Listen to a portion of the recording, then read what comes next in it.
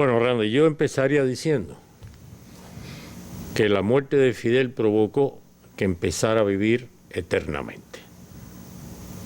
Es de las personalidades que serán un referente por los siglos de los siglos. Fidel Castro indudablemente es la personalidad más trascendente de América Latina en el siglo XX. Y lo es porque su gesta inició el ciclo revolucionario hacia el socialismo en este hemisferio. Y lo pudo iniciar porque se separó de los dogmas, de los conceptos tradicionales de la revolución de origen europeo, que tienen una visión porque ellos son los que inventaron el colonialismo, el imperialismo. Fidel se separó de ellos y gracias a ello pudo estructurar un pensamiento orientado a unificar las grandes mayorías en contra del imperialismo y sus aliados internos. Él incluso dijo, revolución es el arte de unificar a las masas para luchar contra el imperialismo y sus aliados internos. Y eso fue lo que le permitió iniciar ese movimiento que, como él decía ahora en esa intervención, lo había pensado desde antes del golpe de Estado. Es una estrategia revolucionaria específica para, podríamos decir, los países subdesarrollados que no son la cuna del imperialismo y del colonialismo. Pero al mismo tiempo Fidel siempre estableció que para poder hacer ello había que conocer muy bien las peculiaridades materiales y espirituales de una sociedad. Las peculiaridades materiales en el sentido de la estructura de clase, de la forma que tenía la propiedad y los capitales, la composición étnica, pero sobre todo también de la conformación moral, de la conciencia engendrada por la idiosincrasia, la psicología, la cultura, las tradiciones. Eso es lo que forma un ser humano concreto. Y Fidel lo expresó en dos momentos muy claramente. En primer lugar, en La historia me absolverá, después del ataque al cuartel Moncada, cuando era enjuiciado, y él expuso su alegato programa, que permitió comprender su dominio de la sociedad cubana material y espiritualmente.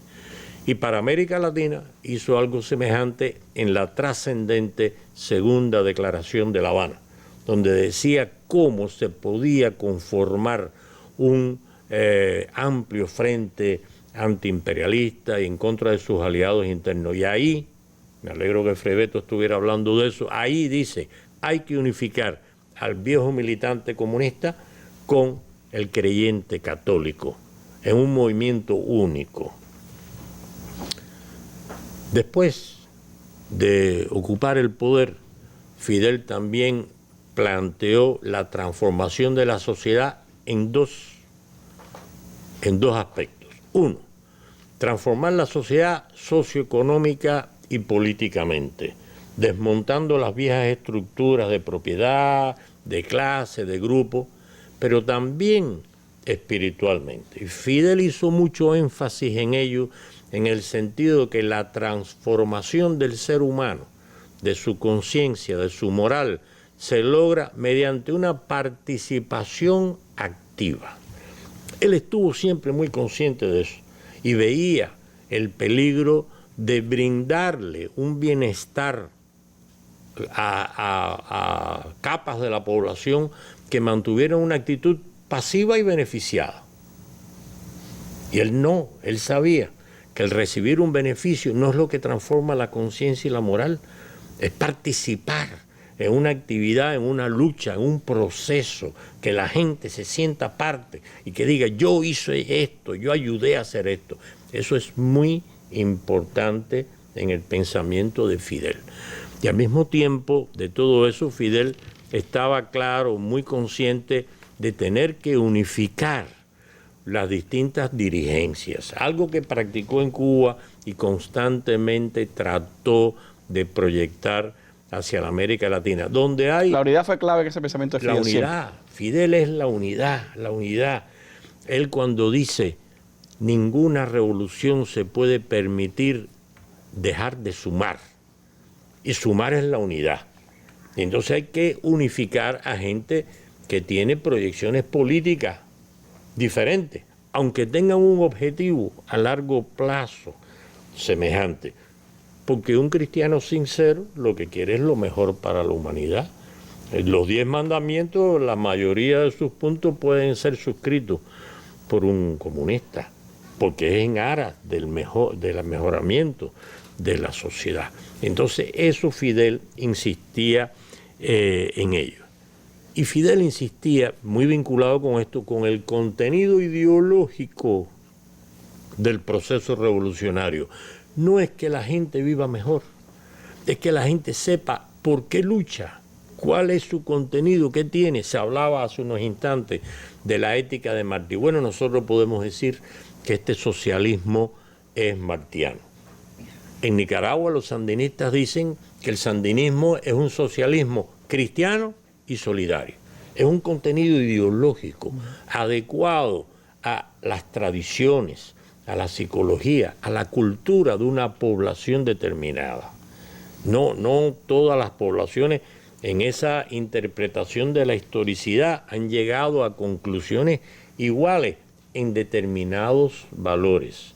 Unos tienen determinados valores por la ética, otros lo tienen por la religión, otros lo tienen por crianza, pero eso es muy importante. O sea, que el aspecto del contenido ideológico de la revolución, que Fidel siempre hizo mucho énfasis en eso, es determinante.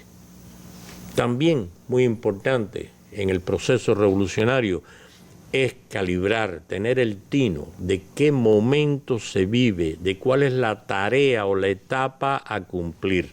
La madurez política, ideológica de una población no es igual al inicio de la revolución que a los 20 años, que a los 40, y por lo tanto las metas, las etapas, las tareas no son las mismas. Y desde el punto de vista internacional hay 3 aspectos de Fidel que son básicos. En primer lugar, ayudar a todo aquel que está dispuesto a luchar contra el colonialismo o contra el imperialismo o contra una dictadura. Y Cuba fue un ejemplo guiado por Fidel desde tiempos iniciales. Cuba ayudó a Argelia a luchar contra el colonialismo francés primero y luego contra la agresión de los vecinos. Fidel mantuvo la presencia cubana, el Che, Risqué en el Congo, después en contra del colonialismo portugués, desde Guinea Bissau hasta Angola, y no se puede olvidar que es la victoria de Cuito Cuanavale la que propició el desmantelamiento del apartheid. Y el surgimiento de Namibia. Y el surgimiento de Namibia.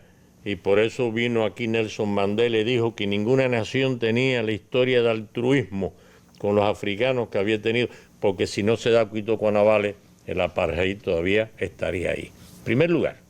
Segundo lugar, lograr la unidad de los revolucionarios en la Organización Latinoamericana de Solidaridad, después de la desaparición de la Unión Soviética en el Foro de Sao Paulo y otros más. Y por último, la integración de América Latina, que no es semejante a lo otro, porque la integración de América Latina, que Fidel desde el principio, en mayo del 59 ya lo planteó en el Río de la Plata, la integración de América Latina, que no es solamente los gobiernos progresistas, y los conservadores también, pero el que unifique toda América Latina, como lo logró en la CELAC, eso es un valladar en contra de los Estados Unidos, eso es un valladar en contra del imperialismo, aunque no todos sean progresistas y revolucionarios. O sea que en el plano internacional, eso de Fidel, esas enseñanzas eran básicas.